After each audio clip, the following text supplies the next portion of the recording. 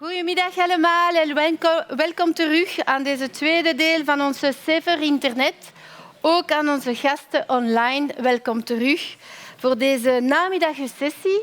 In de namiddagsessie zullen wij hetzelfde patroon volgen als dat van morgen en de discussie openen met een thematische sessie over de fenomenen victim blaming en de genderstereotype op het internet. En ik ga rechtstreeks het woord geven aan Niels. Ik was aan hem zoeken. Ik geef het woord aan Niels van Pamel, beleidsadviseur bij Child Focus, die het ontwerp victim blaming zal inleiden. Niels, u heeft het woord.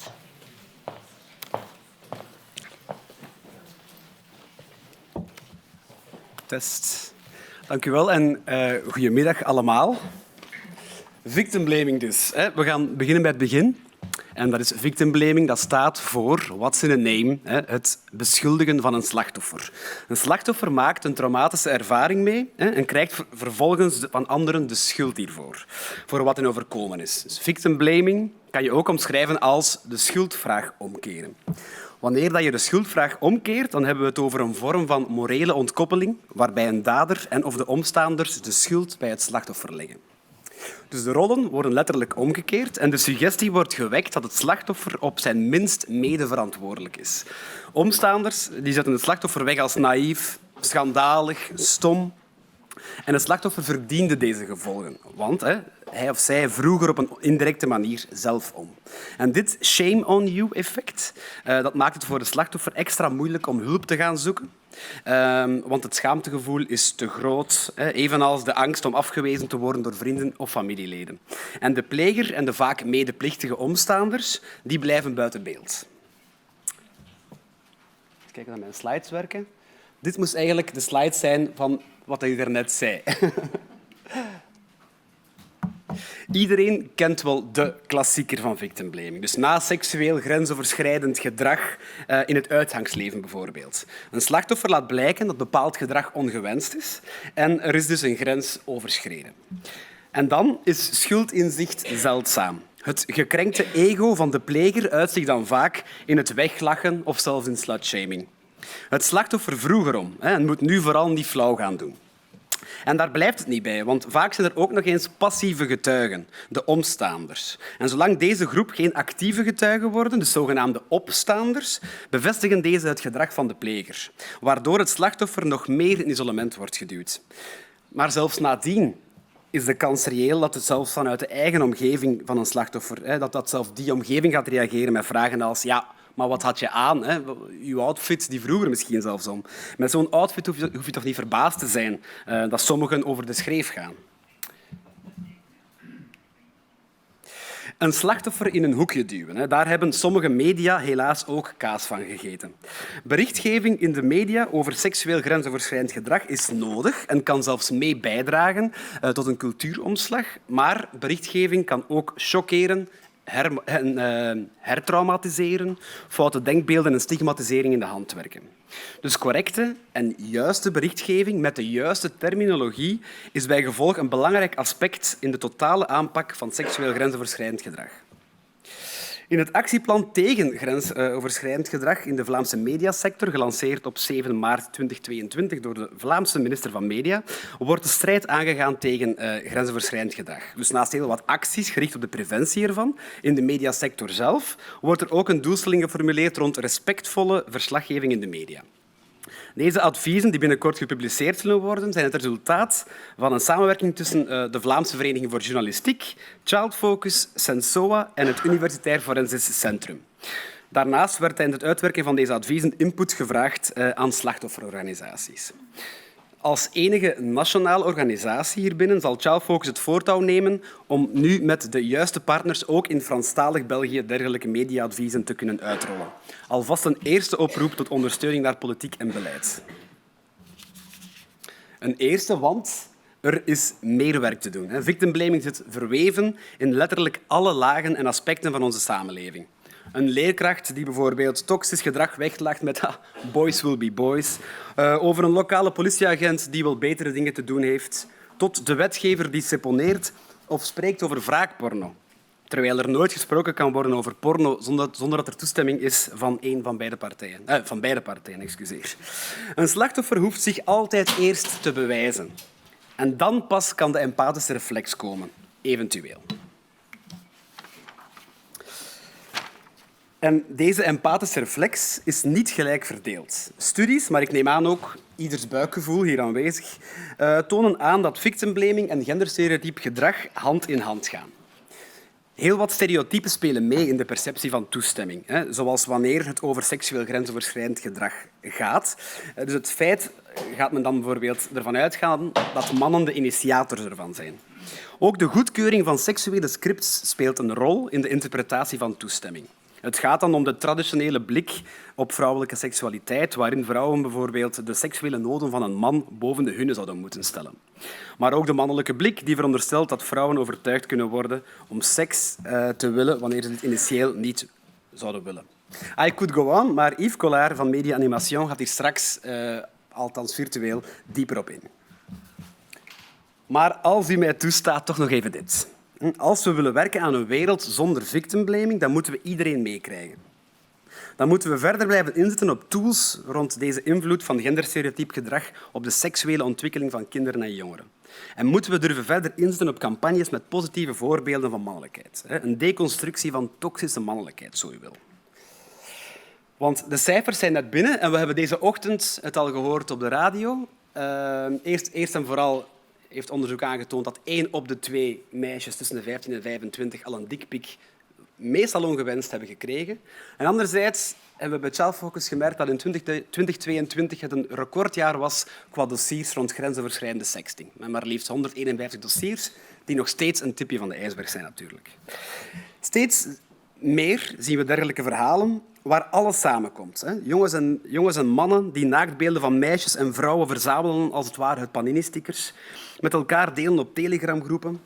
Meisjes worden met naam en alle gegevens genoemd met een oproep om hen te slutshamen. Op de koop toe worden ze naast hun te grabbel gegooide intimiteit ook nog eens extra lastig gevallen met misogyne uitspraken en ironisch genoeg dickpics. En natuurlijk mogen we ook niet vergeten dat ook meisjes zich schuldig kunnen maken aan genderstereotyp gedrag en of aan slutshaming doen. Maar het is meer pertinent dan ooit om iedereen mee te krijgen in deze strijd. Wanneer we alle jongens en bij uitbreiding alle mannen willen meekrijgen in die strijd, dan moeten we er nog beter in kunnen slagen om hen duidelijk te maken dat deze strijd een win-win situatie is. Want jongens en mannen kunnen ook het slachtoffer zijn van hun eigen genderstereotyp gedrag wanneer ze met problemen bijvoorbeeld niet naar buiten durven komen, wanneer ze geen hulp durven zoeken, wanneer ze zelf een slachtoffer zijn van seksueel geweld of uitbuiting, uit angst om niet als een echte stoere man gezien te worden. En we merken dit bij Child Focus enorm. Wanneer een jongere ons contacteert, dan zal het bijna altijd een meisje zijn. Terwijl jongens uiteraard ook het risico lopen op seksuele uitbuiting. Jongens en mannen hebben er dus baat bij om mee te krijgen dat het oké is om over gevoelens te praten. Dat het oké is om een volwassen vertrouwenspersoon te hebben waar je onzekerheden mee kan delen. Daarvoor is Max trouwens een ideale campagne. Ga ik nog even snel ertussen vernoemen. Iedereen een max.be. En dat het goed is en zelfs meer een plicht is om het delen van andermans intieme beelden te stoppen. Ook al ben je slechts een omstaander. Dus we gaan met die omstaanders nog meer aan de slag gaan moeten. En dat toestemming alles is. Niet morgen, maar gisteren daarop inzetten is dus de boodschap. En als afsluiter, vorige lente werd ik samen met Julia Day van Sensoa uitgenodigd om in de Kamer met een diverse gemengde groep jongeren, jongens en meisjes, aan de slag te gaan rond de uitdagingen van een jonge vrouw in 2022. Die volgende tekening, die we hier zien, die werd simultaan gemaakt tijdens het gesprek. En wat valt op? 2 zaken. 1, onderschat ze niet. Jongeren weten zelf maar al te goed wat het probleem is, wat de pijnpunten zijn en waar er nood aan is. Luister dus naar hen. Betrek hen en co-creëer. En 2, we hoeven het warm water niet opnieuw uit te vinden. Er bestaan vandaag de dag al heel wat initiatieven die met deze thematiek aan de slag gaan en het verdienen om versterkt te worden of om meer bekendheid te genieten. Onze oproep naar beleid en politiek is dan ook simpel. Luister naar de jongeren en ondersteun ons dan ook in deze strijd die belangrijker dan ooit is geworden. Dank u wel.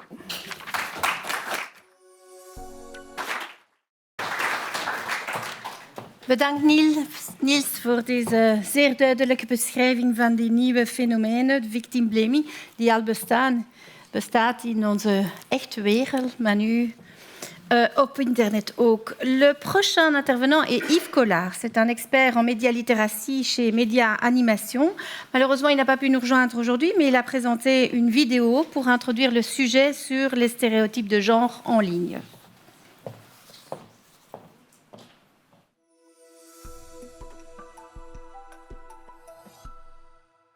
Pour les jeunes et même pour les très jeunes, les médias ont toujours joué un double rôle. Les médias leur permettent, les autorisent à tenter, à tester, à développer leur identité, mais une identité souvent très genrée autour de la notion du masculin et du féminin.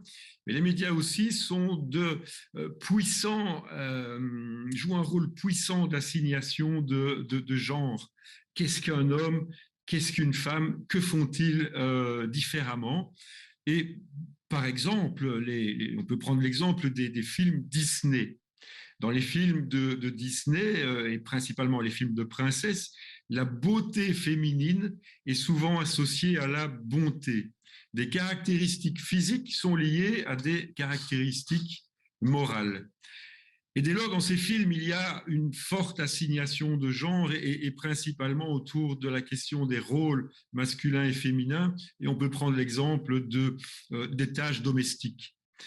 Toutes les princesses se livrent aux tâches domestiques avec des petites différences, des petites évolutions. Alors, si je prends l'exemple de Blanche-Neige, le tout premier dans les années 30, Blanche-Neige nettoie la hutte des nains et nettoie en chantant et en même temps fournit aux petites filles de l'époque une espèce de mode d'emploi des tâches domestiques. Il faut mettre la vaisselle dans l'évier, il ne faut pas mettre la poussière sous le tapis, etc.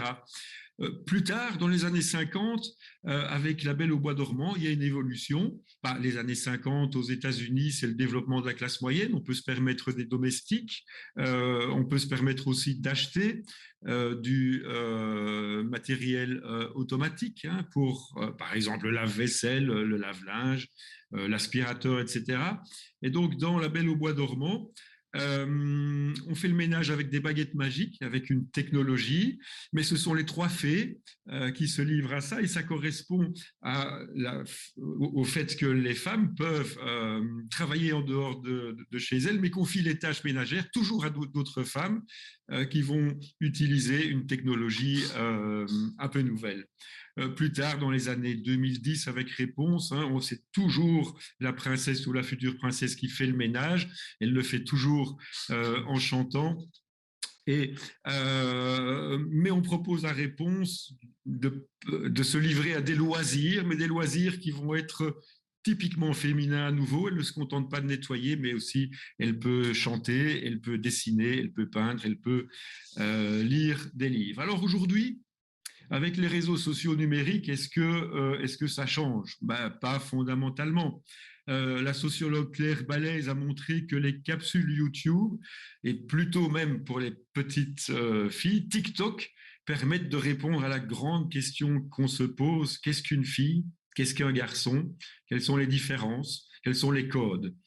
Et Claire Ballet a montré que dans les productions YouTube, les influenceuses proposent de puissants modèles d'identification, mais des modèles non conscients en termes de construction de genre et en termes de légitimation de soi en tant que fille ou en tant que garçon. Dans les capsules YouTube, Claire Ballet dit que la féminité est décrite comme involontaire. Il y a une dimension non contrôlée du genre à travers des gestes, à travers des manies, à travers des goûts. Les jeunes filles disent « je suis bien obligée de, il faut bien que, je ne peux pas m'empêcher de faire ceci ou cela, c'est plus fort que moi ». À l'inverse des garçons qui, dans les capsules YouTube, manifestent une certaine forme de désinvolture dans la présentation de soi. Ce qui fait garçon dans les capsules YouTube, mais aussi dans TikTok, ne peut pas faire fille et inversement.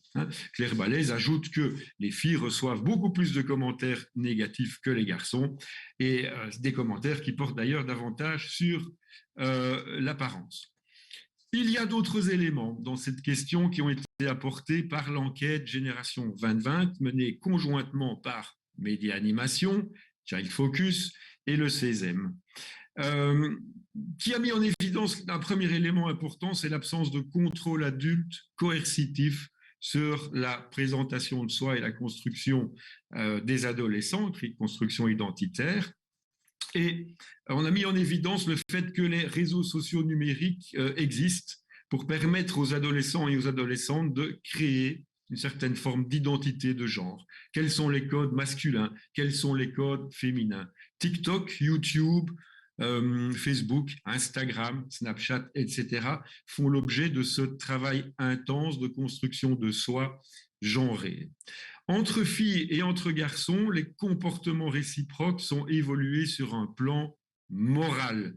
La question n'est pas de savoir si une photo est belle ou pas, mais si un comportement en termes de représentation de soi est acceptable, autorisé, permis ou pas.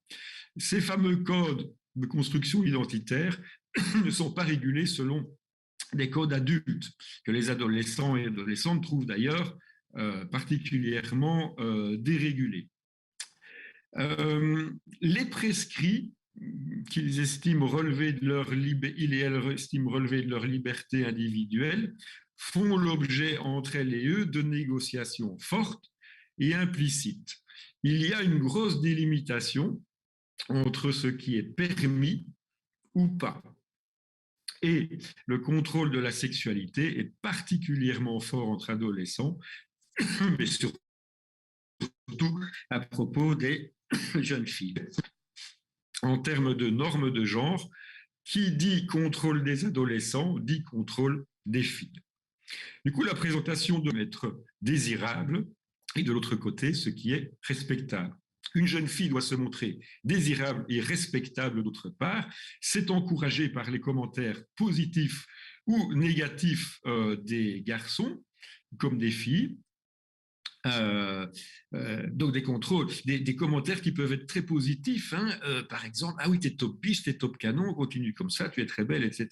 Et donc pour les filles, il y a une tension entre respectabilité et désirabilité qui dépend fortement du contexte. Une jeune fille plutôt jolie pourra se permettre davantage qu'une autre. Pourquoi? Parce que la question de la beauté reste associée à des considérations, des caractéristiques morale.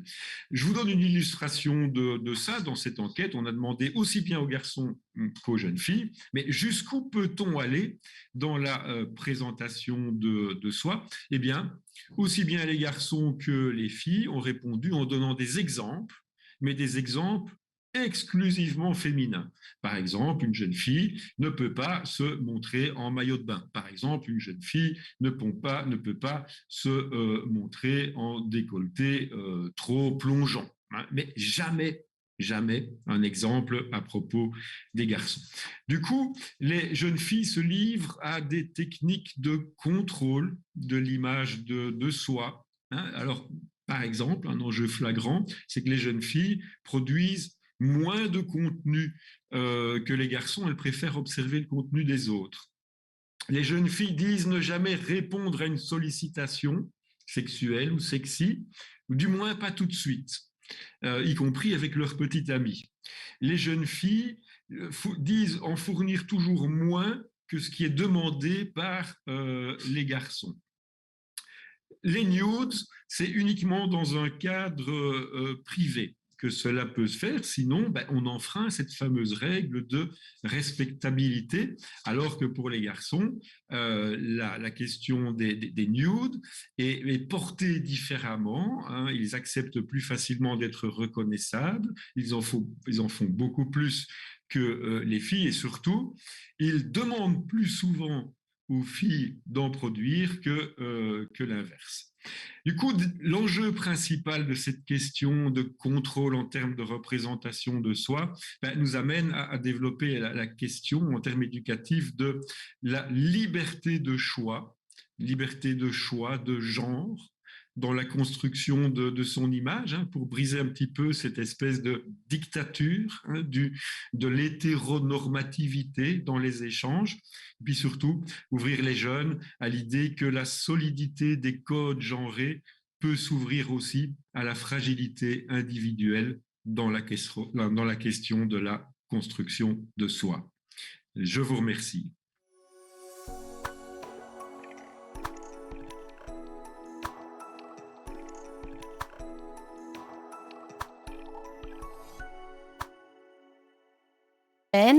On inviterait nos enfants à s'exprimer. Je ne sais pas si vous savez, mais le gouvernement a discuté au moins pendant 1 heure de savoir si le genre devait être pris encore sur les cartes d'identité. Mais voilà, donc merci pour l'explication de ce concept. Juste pour information aussi, pour Yves, la référence chez moi, c'est Rebelle, au niveau de Disney. Donc pour vous souvenir, c'est la princesse rebelle qui refuse de se marier et qui se rebelle contre sa mère, en l'occurrence. Mais voilà, parlons maintenant exemple concret, pratique concrète. J'accueille Anne-Claire Orban de Xivry, qui est formatrice en chef international chez Média Animation, qui va nous expliquer ce qu'est Immerge. Immerge, si c'est bien comme ça qu'on le prononce. C'est parfait. Bonjour à tous, à vous qui êtes ici ou à ceux qui sont en ligne. Merci de nous rejoindre pour cet après-midi où évidemment, comme l'a très bien introduit mon collègue Yves Collard, ces questions, elles se jouent au niveau individuel, elles se jouent au niveau interpersonnel, elles se jouent aussi au niveau de la société et notamment aussi au niveau de les représentations médiatiques qui façonnent, qui naissent, qui façonnent, qui interagissent sans cesse aussi avec nous-mêmes sur ces questions de genre. Et notamment dans l'idée de partager du coup une pratique, comment est-ce qu'on pourrait faire pour sensibiliser les jeunes aujourd'hui sur ces questions de stéréotypes de genre, de ces images qu'on renvoie ou qui nous sont renvoyées dans notre société médiatique. Ici, je suis venue pour vous partager une initiative qui a été faite. Il y en a beaucoup. Ici, c'est aussi le processus que je voulais plus vous présenter que le résultat, à savoir le projet Émerge. Alors, c'est moi qui peux faire ça. Voilà. Émerge, c'est l'acronyme de E-Media Education About Representation of Gender, qui est un projet qu'on a soumis à l'appel européen d'Erasmus+, donc avec vocation principalement de former les enseignants et de leur permettre d'avoir une action au niveau des élèves du secondaire sur ces questions de décryptage, de décodage, de positionnement, de recréation, de façonnage sur les questions de genre ou des productions médiatiques qui interpellent ou qui modifient les représentations du genre. Donc ça a principalement une vocation pédagogique avec 2 focus, les stéréotypes de genre et la culture populaire largement consommée. Donc à l'initiative de ce projet, il y a donc Média Animation, donc on vous a, je pense, déjà présenté centre de ressources en Fédération Wallonie-Bruxelles, notamment pour l'enseignement libre, et qui agit tant dans l'enseignement que en éducation permanente ou dans la formation de personnes porteurs d'un handicap. Et ici, on était vraiment focalisé sur la question de l'enseignement.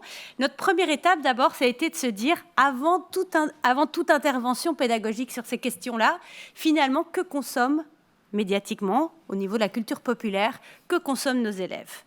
Finalement, comment ne pas projeter notre propre consommation, comment ne pas projeter nos propres fantasmes sur ceux de nos élèves, sur ceux de les jeunes, et proposons d'abord une méthode, vraiment c'est une proposition méthodologique pour que, avant, en fait, finalement, pas rien que sur cette question-là, mais avant toute activité d'éducation aux médias, nous puissions saisir quelles sont les consommations médiatiques et de culture populaire des jeunes.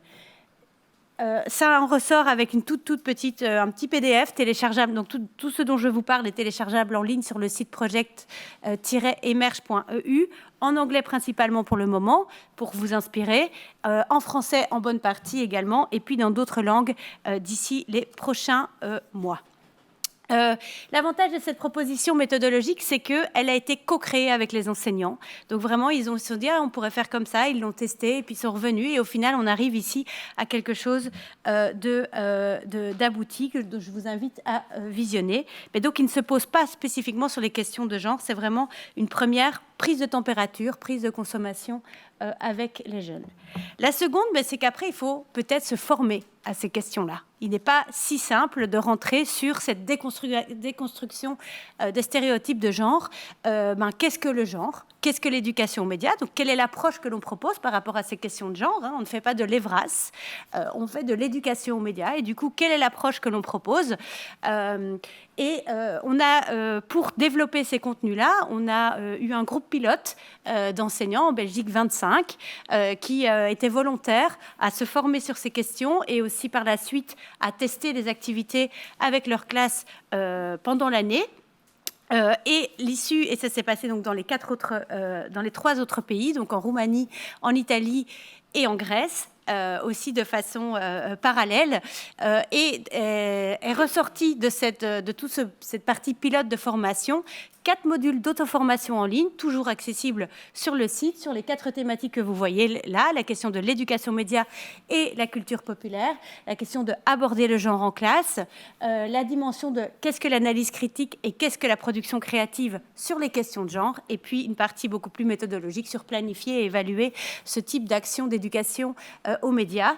Donc 4 modules d'auto-formation. Maintenant, si vous allez sur le site, vous inscrivez rapidement, là, comme vous pouvez créer un compte sur des plateformes plus connues, et vous pouvez librement suivre ce module, dont je rappelle, ces modules que je rappelle sont de l'auto-formation, donc vous n'avez pas de retour, ce n'est pas un MOOC, il n'y a aucun moment quelqu'un vous dit vous avez très bien travaillé, mais le but est principalement d'éveiller et d'éveiller vos connaissances, de faciliter vos connaissances et d'éveiller votre esprit et votre curiosité. Troisième étape, ça a été celle évidemment très complexe de travailler avec ces enseignants pilotes sur la construction d'activités pratiques, pédagogiques, en classe, en sachant qu'une de nos injonctions, je vais dire ça, ou de nos objectifs, c'est que le parcours qu'ils allaient mettre en place avec leurs élèves devait aboutir au final à une production médiatique. Qui peut être très spontané. Le but n'est pas d'être professionnel, mais le but est que les jeunes et que les élèves, par la suite, mobilisent des moyens d'expression médiatique pour passer un message d'équité et de sensibilisation aux questions de genre. C'était une expérimentation assez laborieuse, puisque c'est là que les enseignants, et je pense qu'une des enseignantes va témoigner par la suite, a testé les résistances du groupe sur ces questions-là, a testé toutes les questions personnelles qui survenaient aussi sur ces moments-là. Et c'est donc toujours comment prendre en sorte qu'on reste dans une approche d'éducation média qui a l'avantage principalement de pouvoir latéraliser. C'est-à-dire qu'en prenant les médias comme un objet d'analyse, en prenant comme les princesses Disney, comme le prenait mon collègue Yves, mais en prenant la publicité, en prenant un clip, ça permet d'aller vers un objet où on décentralise le propos pour finalement arriver sur les questions de débat, plutôt que d'être dans des avis personnels, directs, sur ces questions-là.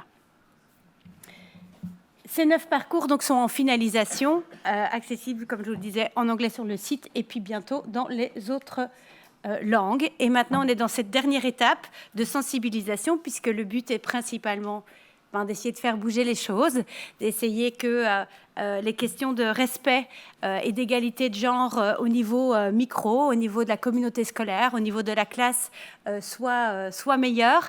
Et donc, voilà, c'est comment disséminer et faire passer toutes ces productions médiatiques dans les écoles, dans la communauté scolaire que les élèves ont pu produire. Évidemment, et là c'est un autre partage d'expérience, il faut être entouré, c'est-à-dire que l'enseignant seul, il peut avoir fait de très très belles choses avec ses élèves, mais s'il n'a pas toute l'équipe pédagogique avec lui, s'il n'a pas la direction avec lui, ça peut vite rester aux confins de la classe, malheureusement. Et c'est pour ça qu'on est dans la dernière partie ici d'écriture de ce qu'on a appelé un guide pédagogique, c'est-à-dire principalement quelques recommandations sur comment de quelle façon il est préférable de mettre en place ce type d'initiative et de démarche d'éducation aux médias pour plus d'égalité de genre. Voilà, mais donc principalement là vous voyez deux, trois exemples. La première est la création d'une publicité qui devait un peu déconstruire les codes du genre, qui a été fait ici dans une école à Bruxelles. Tant le slogan que le dessin invite à défragmentiser, à débinariser les choses. Ici, l'enseignante qui va intervenir après dans la pratique a développé tout un parcours pédagogique en tant que professeur de français, utilisant le cours de littérature sur le personnage de Candide. Comment aujourd'hui Candide arriverait avec ces questions simples sur pourquoi toute pourquoi tant de... Alors, comment... pourquoi est-ce que d'office, maman est à la maison? Enfin voilà, toutes les questions vraiment qui ancrent les stéréotypes de genre dans la société aujourd'hui. Et ce personnage de Candide l'interroge et ils ont abouti à la création de podcasts qu'ils ont après diffusés dans l'école, dans la section fondamentale, les primaires de leur école à Charleroi. Et voilà, ou la production de mèmes ici, avec le dernier petit exemple que vous voyez là sur ce choix. Voilà, pour terminer, simplement donc vous renvoyer sur le site internet qui est donc, vous avez compris, une mine de ressources et d'inspiration. Si parfois les parcours peuvent paraître très longs, très grands, parce qu'ils sont de 10 heures par exemple, c'est surtout pour vous inspirer, vous donner une première idée et vous dire tiens, pourquoi pas lancer telle démarche ou telle autre. Deux éléments que je voudrais ajouter ici, puisque... de ressources. Le premier, c'est pour faire suite à l'intervention de mon collègue Yves sur les princesses, comment évoluent les princesses de Disney aujourd'hui. Il y a plusieurs capsules qui analysent les stéréotypes de genre dans les médias qui ont été faits par l'équipe de Média Animation sur le site popmodel.be où vous trouverez tant sur la question de la féminité que la question de la masculinité également. Donc, si ça vous intéresse, vous pouvez voir pourquoi est-ce qu'on associe les hommes au barbecue, par exemple. Donc, voilà, allez rendre visite à ces capsules et à ces textes. Et alors, dans le cadre de Betternet, donc Média Animation étant un acteur d'un meilleur Internet pour tous en Belgique, il y a une initiative qui se lance maintenant sur justement ces questions de genre et comment elles se vivent au niveau des activités récréatives des adolescents. Donc, un peu pour prolonger toutes les questions qu'on a déjà identifiées dans l'enquête Génération 2020 sur la différence de perception ou de réaction selon qu'on soit une fille ou qu'on soit un garçon. On se pose ces questions-là sur un angle très particulier qui est la question des jeux vidéo et la question et l'univers récréatif, vidéo, production de vidéos, de danse, etc. L'initiative s'appelle Chill and Play et on va lancer comme ça, on cherche 7 groupes d'animation dans le monde scolaire ou autre où l'animateur, l'enseignant, l'animatrice, l'enseignante voudrait tester et explorer ces questions-là avec son groupe. Donc n'hésitez pas à aller sur le site de mediaanimation.be pour trouver des informations pour nous rejoindre dans cette initiative. Merci beaucoup.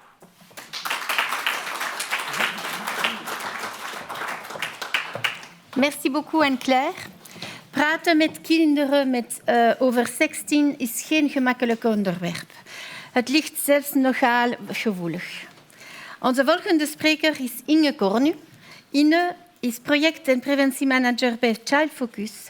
Inge zal ons informeren over hoe een onderwerp als sexting wordt behandeld in het speciaal onderwijs. Inge, u heeft het woord.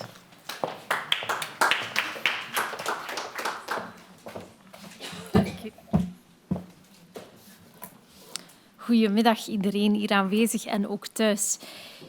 Ik heb niet zoveel tijd, dus ik moet meteen met de deur in huis vallen en ik ga jullie vragen om jullie laatste fijne seksuele ervaring eens in te beelden. U mag dat allemaal doen. Wat zou dat nu betekenen voor u mocht ik vragen, vertel dit eens aan uw buur? Wat zou dat betekenen? Wie kan mij dat vertellen? Je hoeft het niet te zeggen wat dat u zich heeft ingebeeld, maar wel wat dat zou betekenen met uw geheim. Wat zou je doen? Je zou over je grens gaan. Je zou het misschien vervormen. Je zou er misschien over liegen. Je zou het er een draai aan geven of je zou het misschien helemaal niet vertellen. Je hebt het al door voor jezelf als volwassene dat praten over seksualiteit dat geen evidentie is. En dat is het voor kinderen in het buitengewoon onderwijs en specifiek kinderen met een verstandelijke beperking is het dat zeker niet. En we zijn het zelf niet gewend om over seksualiteit te praten en we zijn het ook niet gewend om dat te doen met jongeren met een verstandelijke beperking. En vaak omwille van 2 redenen. We houden het thema seksualiteit stil, omdat we geloven dat jongeren met een verstandelijke beperking of volwassenen in het algemeen met een verstandelijke beperking, dat zij eeuwig kind zouden blijven en dat zij daar eigenlijk geen nood aan hebben. Of anderzijds denken we van we gaan het stilhouden, want ze stellen al genoeg seksueel gedrag in de leefgroep bijvoorbeeld, dat storend of grensoverschrijdend is. Dus we willen hen niet nog meer gaan aanmoedigen tot seksueel gedrag. En we vertrekken vaak vanuit een van die 2 stellingen. Ik ben eens gaan kijken naar de cijfers van Apenstaart Jaren. En zij hebben ook jongeren in het buitengewoon onderwijs bevraagd. En dat treedt eigenlijk die stelling bij. Jongeren in het buitengewoon onderwijs, zij doen meer aan sexting. En zij durven ook minder te vertellen aan de onderzoekers aan hoeveel personen dat ze dat beeld hebben doorgestuurd. En op welke manier dat ze op die foto stonden, volledig naakt of nog met kledij al dan niet aan. Child Focus en Sensoa probeert te vertrekken vanuit een totaal andere weg. Wij kiezen ervoor om jongeren, net zoals jongeren zonder een verstandelijke beperking, om die op een gelijkwaardige manier te beschouwen en zeker en vast wel te praten over seksualiteit dat versterkend is en dat helemaal niet infantiliserend is. En daar wil ik jullie iets over vertellen. Child Focus heeft dus samen met Sensoa, het Vlaams Expertisecentrum Seksuele Gezondheid, een tool ontwikkeld over sexting. En daarmee bedoel ik sexting en ook de grensoverschrijdende vormen van grensoverschrijdende sexting. We hebben die tool gemaakt samen met Sensoa en uiteraard ook in co-creatie met jongeren in het buitengewoon onderwijs en hun begeleiders. Die tool die zal zich richten op jongeren in het buitengewoon onderwijs, in het secundair onderwijs, dus vanaf 12 jaar. Die tool die zal terug te vinden zijn op de website van Child Focus en ook op de website van Sensoa. En het is de bedoeling dat begeleiders, en daarmee bedoel ik zowel de hulpverleners, maar ook de leerkrachten, die tool kunnen downloaden en dat dan kunnen gebruiken binnen een groep. Belangrijk om te zeggen is dat die tool gratis is. Dat mag ook wel eens. En die tool die bevat grofweg 2 verschillende delen. Het eerste gedeelte is een theoretisch gedeelte waarbij dat de begeleider geïnformeerd wordt over sexting als fenomeen, grensoverschrijdende sexting en ook victim blaming. Dat vertelt een stuk over de theorie, maar ook over hoe kan je daar preventief mee aan de slag gaan en hoe kan je handelen als iets is fout gelopen. Het tweede gedeelte van de tool is een stuk met methodieken die begeleiders kunnen inzetten in de klas. Dat zijn 4 methodieken en ik ga er jullie daar straks eentje van laten zien. De tool die wij gemaakt hebben, die is grotendeels gebaseerd op het vlaggensysteem van Sensoa. Voor diegenen die dat nog niet kennen, dat is iets heel interessants. Dat is een bepaald systeem om seksueel gedrag op een objectieve manier te gaan beoordelen. Want we weten allemaal, in het geval van paniek of stress, dan kunnen we heel raar uit de hoek komen. Dus Sensoa heeft daar op ingespeeld en heeft nagedacht hoe kunnen we op een objectieve manier gaan reageren op seksueel gedrag dat oké of misschien wel grensoverschrijdend is. Zij hebben dat gedaan aan de hand van een aantal tekeningen dat seksueel gedrag beschrijft. En daar koppelen zij dan een aantal criteria aan en een aantal vlaggen. Van groen tot en met zwart. En dat duidt of het gedrag oké of helemaal niet oké is. Vroeger waren die situaties van het vlaggensysteem vooral gebaseerd op offline situaties. Wij hebben samengewerkt met Sensoa om ook 11 nieuwe situaties te maken die enkel en alleen sexting-situaties of grensoverschrijdende sexting-situaties afbeelden. Ik heb daarvan 1 voorbeeld meegebracht. En dat is deze. Ik geef jullie even de tijd om die te bekijken en te lezen.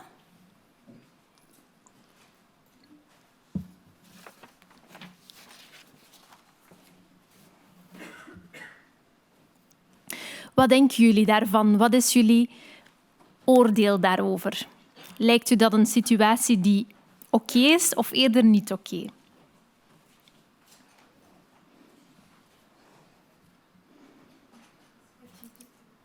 U zegt oké, bedankt voor uw duimpje omhoog. U zegt, die heeft geen toestemming gevraagd. Ja. Je merkt misschien bij jezelf, je hebt een bepaald oordeel in je hoofd, maar het is zo toch een beetje uit de losse pols geschud, uw antwoord. Je voelt misschien wel van, ik heb hier weinig handvaten om mee aan de slag te gaan of dat ik dit nu als oké of niet oké zou beoordelen. Dat is heel goed dat je dat zou voelen, want dat zou direct betekenen dat je ook het nut inziet van onze tool, namelijk een objectief kader creëren om dat te gaan beoordelen, zo'n situaties. Ik heb 1 methodiek van die 4 methodieken voor jullie meegebracht en dat is de TGV-methodiek. TGV, dat doet u denken aan de hoge snelheidstrein natuurlijk. En dat kan u vanaf nu ook doen denken aan de 3 criteria binnen het vlaggensysteem. En dat staat voor toestemming, de T. De G staat voor gelijkwaardigheid en de V staat voor vrijwilligheid. De bedoeling in deze methodiek is dat jongeren de TGV-check gaan doen. Dus dat ze per criterium gaan aftoetsen of dat al dan niet oké is. Toestemming betekent, vindt iedereen die betrokken is in de situatie het leuk? In deze situatie, ik was gisteren nog een opleiding aan het geven aan leerkrachten en die gaf een heel pertinente opmerking dat het op dit moment nog niet vermeld staat op de tekening of er effectief toestemming is, wat jij ook zegt, hè, Melodie. Dat gaat er in de editie die eraan komt, dat gaat erbij komen. Er gaat expliciet bij staan dat de 2 jongeren toestemming hebben gegeven. Dus zodanig dat we een groen licht krijgen op de T van TGV. De tweede vraag is er gelijkwaardigheid in de situatie? Wat denken jullie daarvan? Gelijkwaardigheid betekent, zijn alle partijen ongeveer even oud en gelijk qua macht? Ik zie jullie knikken, dat is inderdaad zo. Dus dat licht zou op groen komen te staan. Het derde criterium is er vrijwilligheid. Dat betekent, zijn alle partijen vrij van druk en dwang? Dat klopt ook, hè? Inderdaad. Dat maakt dat op het einde van de methodiek het licht voor de trein groen wordt. Van zodra dat een van de lichten voor de trein op rood staat, dan kan de trein niet vertrekken. En dat alludeert natuurlijk op het feit dat als een van de criteria binnen uw seksueel gedrag dat gesteld wordt of dat je moet stellen, als daar een van die criteria op rood komt te staan, dan moet je op zijn minst stoppen en kan het gedrag niet doorgaan of kan je het niet stellen. Jullie hebben daar net al gezien, ik zal even teruggaan, dat daar zo'n zwart pictogrammetje staat. Voor de mensen uit het buitengewoon onderwijs hier, die gaan dat waarschijnlijk wel herkennen. Dat zijn sclera-pictogrammen. En dat zijn symbolen die in het buitengewoon onderwijs heel vaak gebruikt worden. En dat hebben we er uiteraard met opzet ingezet, omdat dat ook zo de herkenbaarheid voor de jongeren kan vergroten. Wat zit hier nog in die tool? Daar zitten nog 3 andere methodieken in, waaronder een methodiek waar jongeren verschillende perspectieven moeten innemen. Je hebt het hier al een aantal keer horen zeggen. Binnen sexting-situaties wordt er een belangrijke rol toegekend aan omstanders. Jongeren gaan vanuit zo'n situaties verschillende rollen moeten opnemen, zodanig dat ze kunnen zien hoe komt een bepaalde reactie over voor iemand bijvoorbeeld en zit daar iets victim-blamend in en hoe kan ik daar dan op reageren als slachtoffer of als omstaander. Deze tool is gebaseerd op een principe vanuit de architectuur. En u kunt je denken van dat hebben we een heel lange weg te gaan om van de architectuur naar de pedagogiek te komen, maar ik ga het u uitleggen. Dit gebouw is gebouwd vanop een principe van universal design. En je moet je eigenlijk inbeelden dat aan de bovenkant van de trappen dat daar een ingang is van een bepaald gebouw. Stel, als ik hier beneden sta en ik ben gewoon mobiel, ik ben in de mogelijkheid om te wandelen, dan kan ik de trappen nemen. Maar stel dat ik in een rolstoel zit, dan zou ik ook via dezelfde weg naar boven kunnen gaan.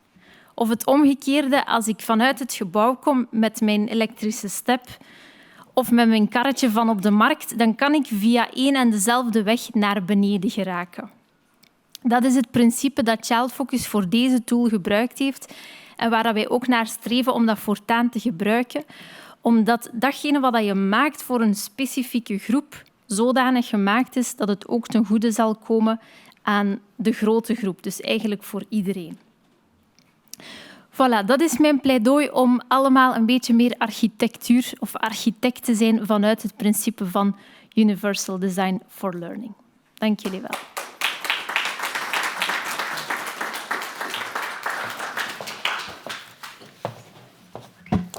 Dank u In voor dit uitleg over de TGV, een nieuwe manier.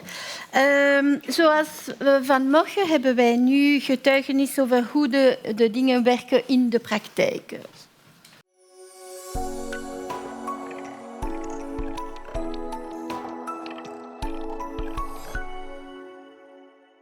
Alors moi, je suis enseignante dans l'enseignement secondaire supérieur et j'ai affaire à un public mixte, donc culturellement et socialement parlant. Et j'ai aussi pas mal de classes de garçons essentiellement. Et je trouvais que dans ces classes, j'avais parfois dans les commentaires qui se formulaient une ambiance un peu de vestiaire de foot. C'est-à-dire qu'on se permettait beaucoup de réflexions qui, à moi, me posaient problème et je ne savais pas comment leur faire comprendre que c'était peut-être problématique. Du coup, j'ai utilisé l'outil Emerge dans le cadre d'une formation que j'ai suivie. J'ai pu acquérir un paquet de contenus et d'outils pour les aider vraiment à se poser les bonnes questions et à sortir un peu de cette espèce d'essentialisation dans laquelle ils enferment et les filles et les garçons. Et ça me permettait vraiment de questionner ce qui est de l'ordre de la norme ou pas.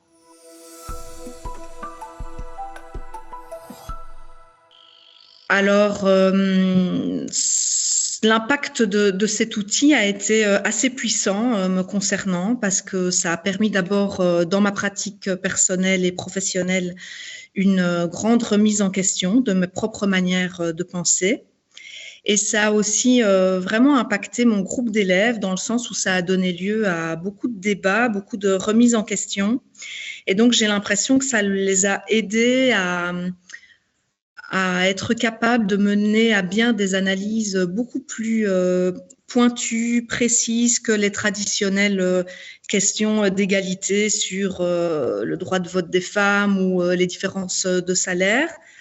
Donc vraiment une analyse plus pointue que d'ordinaire, un impact aussi dans leur vie personnelle. Donc beaucoup se sont remis en question, sont mis à questionner leurs normes familiales, les modèles auxquels ils avaient tendance à s'identifier ou pas, la liberté réelle de choix qu'ils pouvaient avoir dans les comportements qu'ils adoptaient ou les décisions qu'ils prenaient dans leur vie. Et alors, sur la dynamique de groupe, ça a aussi eu un impact parce que ça a vraiment permis de donner de la confiance en eux aux élèves, disons, plus minoritaires. Donc, ça les a vraiment boostés, ça leur a donné une forme de légitimité. Et ça, je trouvais qu'au niveau de l'assurance, c'était vraiment précieux et que ça avait modifié un peu ces rapports de force et de domination qui sont tout le temps à l'œuvre partout dans nos classes et dont on n'a même pas conscience en fait, même moi.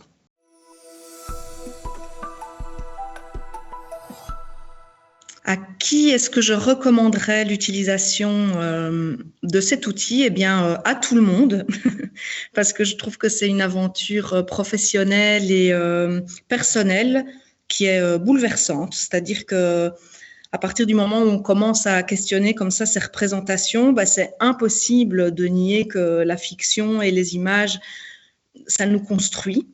Et ça, moi, j'en étais déjà convaincue, mais ça m'a encore plus donné l'impression que j'étais investie d'une mission de devoir faire comprendre concrètement ça à mes élèves. J'ai trouvé que passer par le prisme de la pop culture, c'était vraiment un outil puissant et hyper pertinent parce que c'est adaptable à tout le monde, qu'il s'agisse de regarder un peu comment des dessins animés ou des albums jeunesse sont construits, ça parle aux enfants, que de regarder comment se passent les émissions sportives ou les grands événements sportifs, comment ils sont traités dans les médias pour des adultes. Eh ben, c'est aussi très, très parlant, très impliquant. Et donc, en soi, c'est valable partout, pour tout le monde, tout le temps, parce que ça permet de révolutionner la manière dont on voit le monde. Rien de moins. Voilà, donc Emerge, pour moi, c'est une petite révolution dans la tête du formateur, du prof, de l'éducateur qui va s'en saisir, autant que dans celui du public auquel il va s'adresser.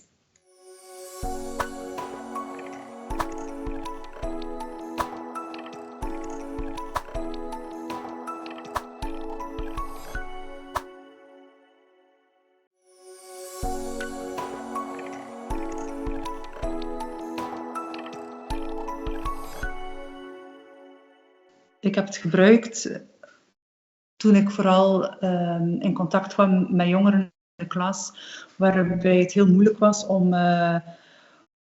te spreken over ja, waar ze mee worstelen, wat ze binnenkrijgen aan info online.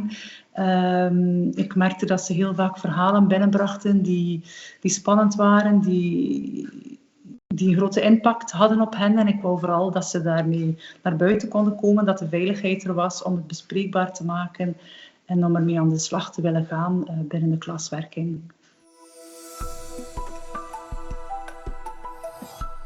Ik vond het vooral belangrijk dat de tool ervoor zorgde dat alles bespreekbaar werd gemaakt, dat het besef kwam bij kinderen dat ze er niet alleen voor stonden, dat het wel degelijk nuttig was om eigenlijk angsten en bezorgdheden die er zijn rond hun online gedrag, dat we dat kunnen bespreken, dat we dat weghalen uit die taboesfeer en dat we ook oplossingen kunnen aanreiken, dat we samen kunnen zoeken hoe we met die dingen kunnen omgaan en dat ze ook wel wat herkenbaarheid voelden bij elkaar als jongeren, waardoor dat ze eigenlijk een beetje door die schaamte heen aan de slag kunnen gaan met hun eigen verhalen en hoe daarmee om te gaan en wat daaraan te doen om het voor zichzelf veilig te kunnen houden.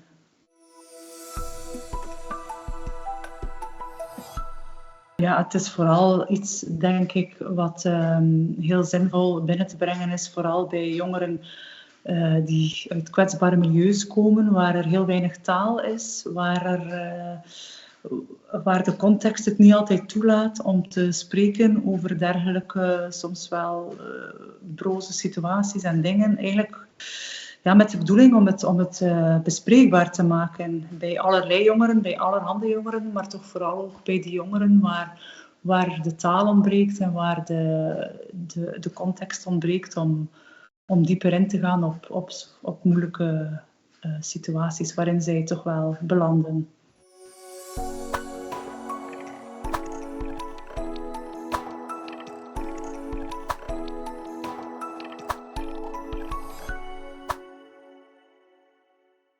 Vous aurez été convaincus, si pas convaincus, au moins curieux, d'aller voir comment ces outils fonctionnent, parce qu'ils sont à votre disposition gratuitement, comme on l'a indiqué.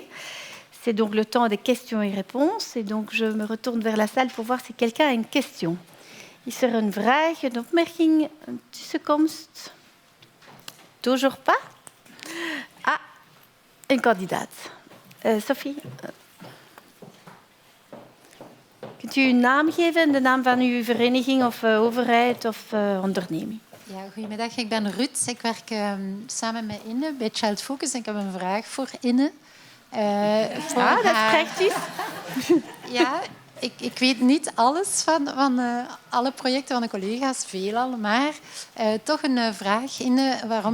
Kan je eens toelichten van het vlaggensysteem? Dat zijn 6 criteria. En in jouw TGV-systeem gebruik je er 3. Kan je dat wat toelichten? En welke dan weggelaten zijn?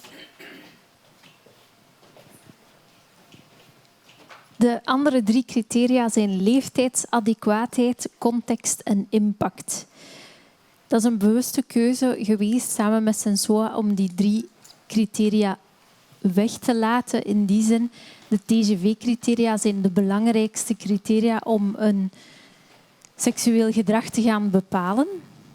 Dus vandaar die keuze. Maar, zoals ik zei, kan je de tool ook inzetten in het reguliere onderwijs. En dan is er binnen de tool een zogenaamde plus-plus-methodiek, waarin dat die andere 3 criteria ook tevoorschijn komen en waar je die ook perfect kan aftoetsen. Dus voor jongeren die nog die extra uitdaging kunnen gebruiken, zijn die criteria er wel nog. Prima, dank je. Super. Dat was afgesproken, nee? Nee, Dan heel super mooi. spontaan. Hebben wij ook vragen per mail, per online vragen? Tatiana. Je crois que le micro... Oui. Non plus. Ah si. Voilà, il y a eu quand même plusieurs questions concernant la langue des outils, donc que ce soit votre outil ou celui de Anne-Claire. Est-ce que c'est disponible en français? Et dans l'autre sens, ou pour Immerge, est-ce que c'est disponible en anglais? Donc voilà, par rapport à la langue de l'outil. Alors, peut-être eerst Ine, want ze is naast de micro, en dan Anne-Claire. De tool Praten over sexting in het buitengewoon onderwijs zal ter beschikking gesteld worden in het Nederlands en in het Frans. Super. Anne-Claire? Oui, et pour le projet Emerge, il est en anglais, en français, italien, grec et roumain. Donc, appel au traducteur. Voilà. Is er nog een andere vraag in de zaal? Nee. Online? Nog een vraag? We zijn nu opnieuw online. Nous sommes arrivés au dernier point de l'ordre du jour aujourd'hui. Nous avons réuni une table ronde qui sera consacrée à l'éducation aux médias dans les contextes d'apprentissage formels et informels. Mais avant ça, nous avons reçu 2 messages des ministres de tutelle de cette matière, la ministre Bénédicte Linnart et le ministre Benjamin Dal. Je vous invite à les écouter. Hallo allemaal.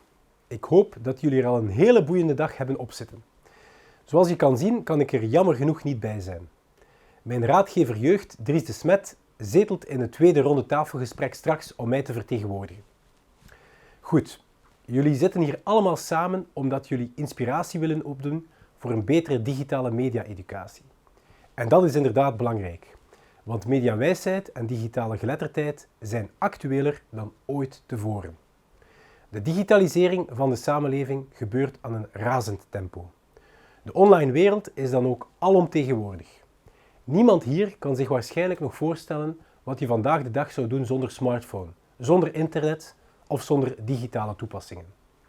De media, maar ook de dingen die daarbij komen kijken, zoals desinformatie of fake news, hebben een grote impact op onze democratie.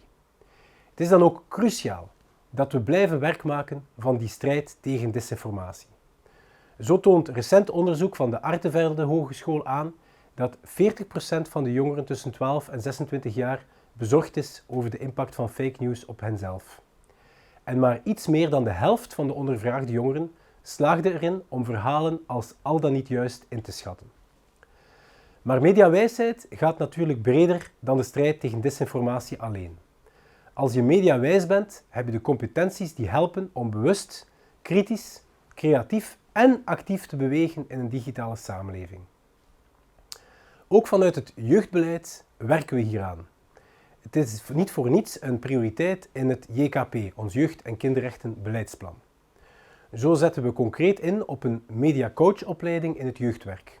We willen kinderen en jongeren weerbaar maken, hen vaardigheden aanleren, maar ook breder, ook ouders, begeleiders en opvoeders kunnen nog veel bijleren. Zoals ik al zei, die digitale mallemolen staat nooit stil. Je hoort het, we zetten volop in op die mediawijsheid. En ik ben ongelooflijk blij dat jullie dit ook allemaal doen. Ik hoop dat jullie een inspirerende dag mogen beleven. Geniet er nog van. Bonjour à toutes et à tous. Il me tenait à cœur de vous adresser un petit mot dans le cadre de ce Safer Internet Day. Aujourd'hui, la profusion d'informations, L'omniprésence des réseaux sociaux, les phénomènes de désinformation, le cyberharcèlement font partie de notre quotidien, ont transformé nos usages et parfois même notre perception du monde. Il est parfois extrêmement difficile de ne pas se perdre dans la multitude d'informations dans lesquelles nous sommes plongés parfois dès le plus jeune âge. Et s'il est fondamental, évidemment, de protéger les usagers du web, permettre à chacun et à chacune de comprendre et de décrypter ces informations est un enjeu fondamental, un défi majeur pour notre société, voire même notre démocratie. La pandémie du Covid-19, l'attaque du Capitole, l'invasion de l'Ukraine par la Russie nous rappellent qu'il est fondamental de donner des compétences et des outils en éducation aux médias pour comprendre les enjeux de ces crises successives, pour permettre de vérifier ces sources, pour aussi être capable de faire la différence entre le vrai et le faux, bref, pour exercer son esprit critique. En tant que ministre des médias en Fédération Wallonie-Bruxelles, il me tenait à cœur de renforcer l'éducation aux médias. C'est pour cette raison que j'ai adopté un plan de 62 mesures qui permettent d'activer différents leviers pour différents publics. Bien sûr, l'école est fondamentale en éducation aux médias. Que ce soit l'enseignement obligatoire, l'enseignement supérieur, il y a un travail à mener avec les élèves. Et je me réjouis d'ailleurs du chantier qui a été ouvert pour revoir le référentiel en éducation aux médias à destination des enseignants. Mais l'école n'est pas le seul lieu où nous pouvons agir. Que ce soit en aide à la jeunesse, en éducation permanente, en culture, mais aussi par et avec les journalistes, par et avec les médias, les leviers se trouvent à différents endroits et nous devons nous en saisir. Nous devons nous adresser à tous les publics, jeunes ou moins jeunes, et nous devons vraiment mettre en place des stratégies éducatives innovantes et adaptées en éducation aux médias, avec un point d'attention particulier pour les publics les plus vulnérables. Alors je me réjouis vraiment de cette journée qui permet à un moment donné de faire un pas de plus vers un Internet plus sécurisé pour les publics. Merci à Child Focus, au CESEM, à Média Animation, mais aussi à l'équipe de Petra de Sutter de nous permettre de vivre cette journée tous ensemble, toujours pour aller plus loin en éducation aux médias. Je vous remercie pour votre attention.